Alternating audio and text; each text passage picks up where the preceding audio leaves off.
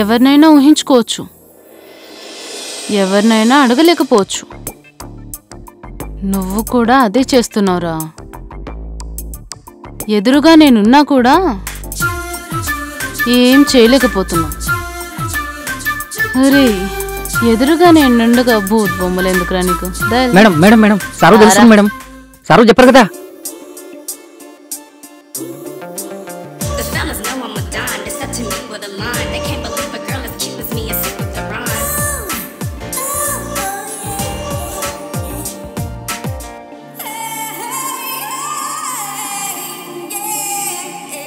నాకు కూడా చాలా ఆనందంగా ఉందండి. మన సత్తి నేనెప్పుడు చూడని కొత్త లోకాన్ని చూయించాడు. అసలు ఎంత బాగుందనుకున్నారు? మాటల్లో చెప్పలేం తెలుసా. నిజమా? ఎక్కడికి తీసుకెళ్లాడు?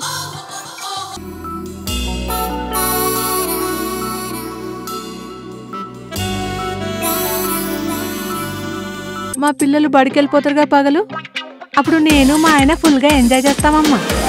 నిజమా? అంత ఎంజాయ్ చేస్తారా? భద్రమొగుడా అంటే విండమ్మా, నడుం విరగాల్సిందే. సచ్చినోడు 2 పెగ్గులేస్తే మరీ రెచ్చిపోతాడమ్మా. మరి నువ్వేం చేస్తావే? ఆ నొప్పులు తట్టుకోవాలంటే నేను పెగ్గేస్తానమ్మా. ఒకసారి మందేసి బరిలోకి దిగితే ఆ మజానే వేరుంటదమ్మా. ఆ మజా మీకు తెలియదమ్మా. నిజమా? నేనెప్పుడు వినలేదే. నాకు డౌట్, మగాడికి ఎప్పుడు ఆద్యాశయం ఉండాలంటే ఏం చేయాలి? Satti, Satti. Sir good morning sir. Good morning. ఏంట్రా కార్ నీట్గా తుడిచావా? సోప్ లిక్విడ్తో వాటర్ వాష్ కూడా చేశానయ్యా. ఇంట్లో పనులన్నీ నీకు అప్పచెప్పడానికి కారణమేంటో తెలుసా? తెలియదయ్యా. నువ్వు మా ఊరు వాడివే కాదు, నిజాయితీ పరుడివి, నమ్మకమైన వాడివి, కష్టపడి పనిచేసేవాడివి. ఇంట్లో వండాల్సిన కూరల దగ్గర నుంచి పచారీ సామాన్ల వరకు నువ్వే చూసుకోవాలి. అర్థమైందిగా? నీకేం కావాలో చెప్పు. తప్పకుండా అయ్యా. కడుపు నిండా అన్నం పెడుతున్నారు, మంచి రూమ్ ఇచ్చారు, పెద్ద జీతం ఇస్తున్నారు. ఇంకేం కావాలయ్యా? నాకు అవసరమైతే మిమ్మల్ని అడుగుతానయ్యా. సరే, ఈ మధ్య అమ్మగారికి కాస్త ముభావంగా ఉంటుందంట. ఎక్కడికైనా బయటికి తీసుకెళ్ళు. అలాగేనయ్యా. సరే, ఇప్పుడు అమ్మగారికి ఏం కావాలో కనుక్కోపో. సరేనయ్యా.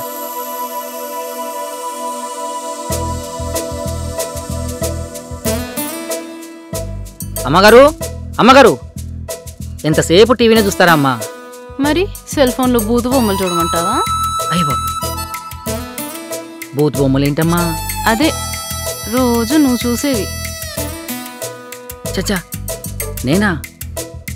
భలే జోకులేస్తారు మేడం. రే సత్తి, ఈ ఒక్కరోజు కొన్ని నిజాలు మాట్లాడుతున్నాం. దా కూర్చో. మేము ముందు కూర్చుంటే బాగోదు మేడం. ఛా, కూర్చొని చేసుకుంటే బాగుంటుందా? అవ్వా, ఏ మాటలు మేడం.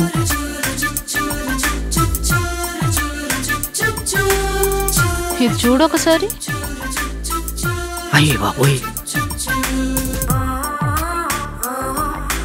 వాడెవడో చిన్న అలాగే ఉన్నాడు మేడం. తెగ ఎంజాయ్ చేస్తున్నాడు. యాదవా.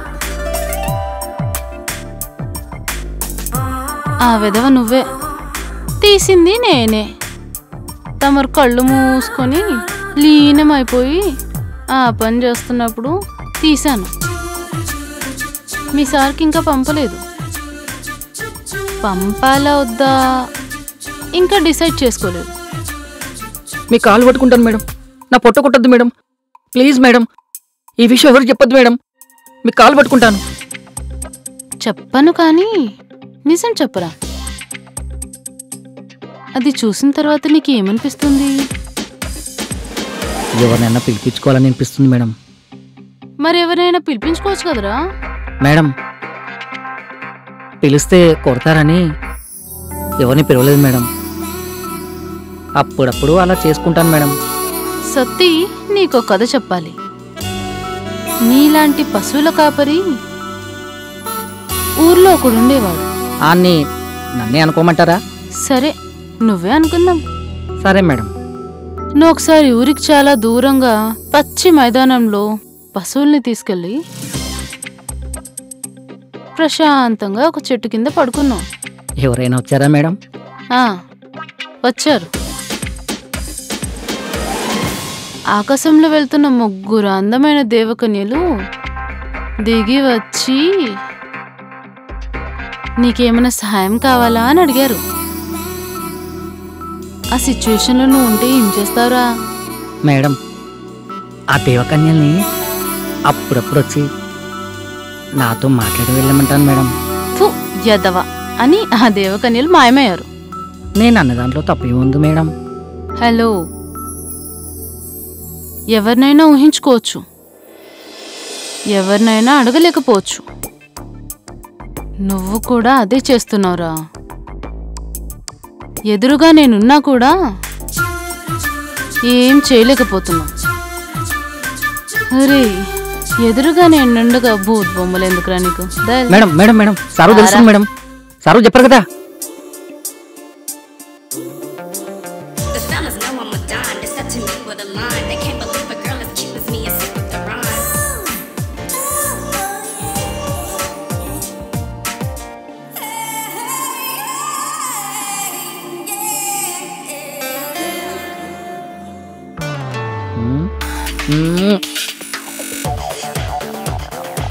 స్వాతి, స్వాతి,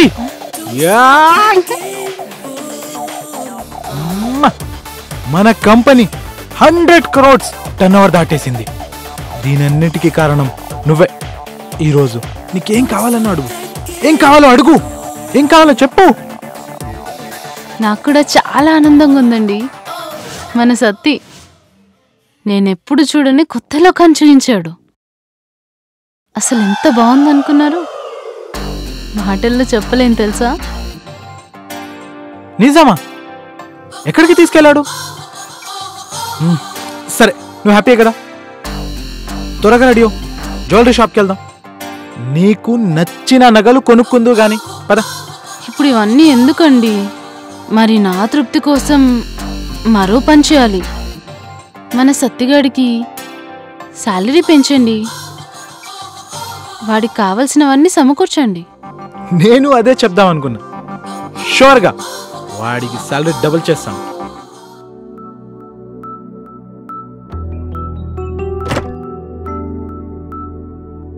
పెద్దయ్య గారు నమస్కారం అండి. నమస్కారం. రండి అయ్యా. అమ్మగారు, పెద్దయ్య గారు వచ్చారమ్మా. రండి మామయ్య, కూర్చోండి. సుబ్బుని వెళ్ళి చాయ్ తీసుకురాపు. ఎలా ఉన్నారు మామయ్య? బాగున్నారా? బాగున్నానమ్మా. ఏటి మావాడు అప్పుడే ఆఫీస్కి వెళ్ళిపోయాడా? ఉదయమే ఏదో అర్జెంట్ పనుందని చెన్నై వెళ్ళారు. కారు ఎయిర్పోర్ట్లో పెట్టి సాయంత్రం వస్తా అన్నారు మామయ్య. అమ్మగారు, కాఫీ. కాఫీ తీసుకోండి మామయ్య. అమ్మగారు, వెళ్ళొస్తానమ్మా. అయ్యగారు, వస్తానయ్యా. మంచిది. చెప్పండి మామయ్య, ఊర్లో సంగతులేంటి? అన్నీ బాగానే ఉన్నాయమ్మా. వయసు పైపడటంతో పనులన్నీ చేసుకోలేకపోతున్నా. అందుకే తిరిగి మా సత్యగాన్ని తీసుకుపోదామని వచ్చినా. ఏడివాడు?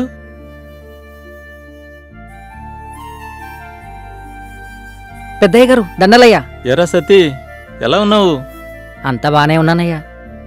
ఇక్కడ ఏం పెద్ద పనులేం లేవయ్యా. అయ్యగారు అమ్మగారు పనులు చూసేసుకొని కూరగాయలు అవి తెచ్చేస్తే సరిపోతుందయ్యా. ఒరే సత్తి, ఈ పనులు చేయడానికి ఇక్కడ ఎవరైనా దొరుకుతారా? ఊర్లో జనం బాగా బతికిచ్చిపోయారా. ఒక్క కూలివాడు కూడా దొరకడం లేదు. మన వ్యవసాయం పనులు అజమాయిషీ చేయడానికి మనుషులు ఎవరు లేర్రా.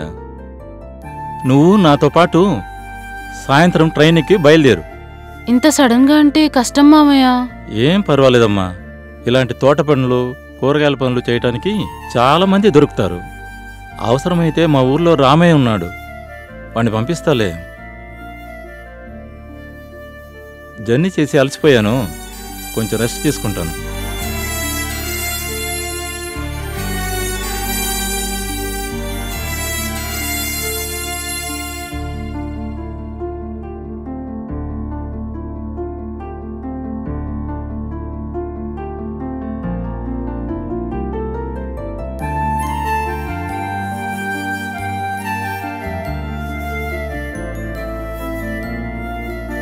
సతీ ఇప్పుడు ఏం చేయమంటావు? పెద్దయ్య గారు ఓ మాట చెప్పారంటే చిన్నయ్య గారు కూడా ఎదురు చెప్పరు. చేసేది ఏం లేదు మేడం, వెళ్ళిపోవడమే. సతీ నువ్వు వెళ్ళొద్దు సతీ, ప్లీజ్. ఒరే దుర్మార్గుడా! మావయ్య! అయ్యగారు! ఒరే విశ్వాసం లేని కుక్క, నిన్ను ఇప్పుడే చంపి జైలుకు పోతా. అయ్యగారు నన్ను క్షమించండి అయ్యా. ఛీ, నిన్ను క్షమించడమా? ఒసై, నీ బుద్ధెట్టిపోయింది, గడిదిందా? నా కొడుకు రాని, వాడి చేతనే నిన్ను చంపిస్తా.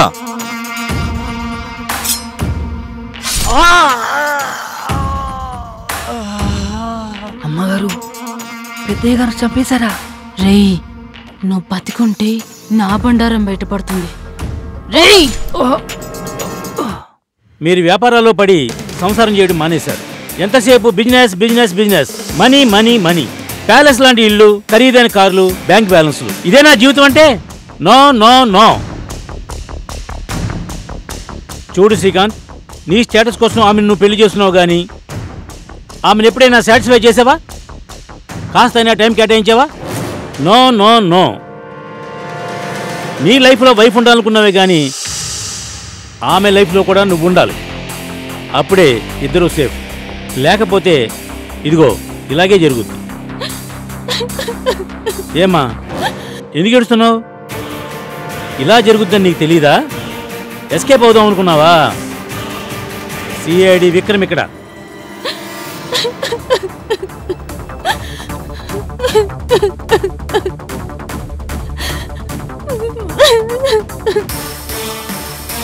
పెళ్ళంటే కేవలం శారీరక సుఖమే కాదు, మానసిక బంధం కూడా. పూజలు వ్రతాలు అంటూ భర్తను దూరంగా పెట్టే భార్యలు ఉన్నారు. వ్యాపారంలో బిజీ బిజీ అంటూ భార్యలను దూరంగా పెట్టే భర్తలు ఉన్నారు. దూరాలు పెరిగితే ఇలాంటి ఘోరాలు నేరాలు జరుగుతాయి. ఎంత బిజీగా ఉన్నా ఒకరి కోసం ఒకరు సమయాన్ని కేటాయించుకోండి.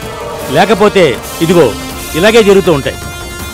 భర్త నపుంసకుడైతే ఎలా విడాకులు ఇస్తారో భార్యను పట్టించుకొని భర్తలకు కూడా కఠినంగా అలాగే విడాకులు ఇవ్వండి.